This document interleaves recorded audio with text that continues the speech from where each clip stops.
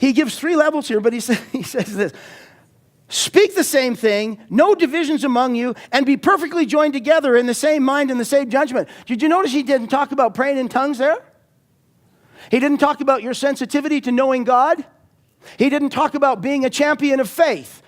He's dealing with a church who's operating in the gifts, and when he says to them, look, if you're going to build your house, and he goes right over to character. He just goes straight there. And I remember I was reading this, and speak the same, no divisions among you, and be perfectly joined together in the same mind and judgment. And I wrote this down. I said, are you kidding? Can anybody do this? That doesn't even, I'll preach this way. Think about your marriage. Do you speak the same thing?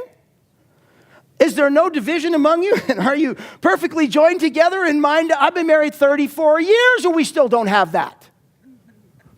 Look at me like that.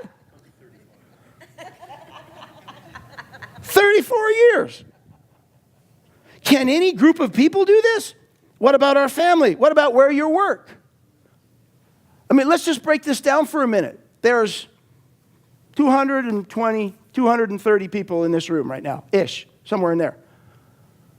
How on earth can we ever be perfectly joined together? How on earth can we ever speak the same thing?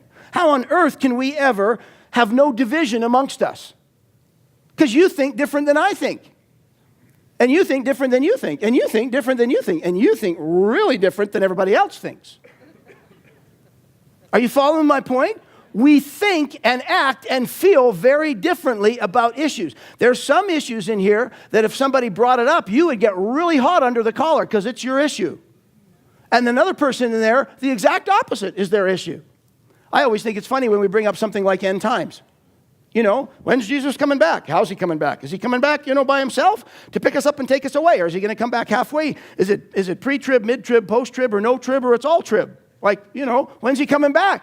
Well, scholars have been divided on that for centuries.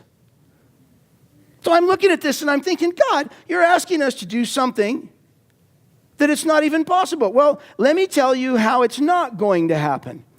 It's not going to happen with our personal thoughts and feelings.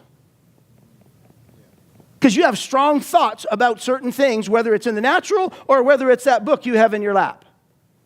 And I've had interesting discussions over the years with ministers. We read the same scripture, and they get one thing out of it, and I get completely another thing out of it. So it's never going to come together with what we think. It's also not going to come together with what we feel.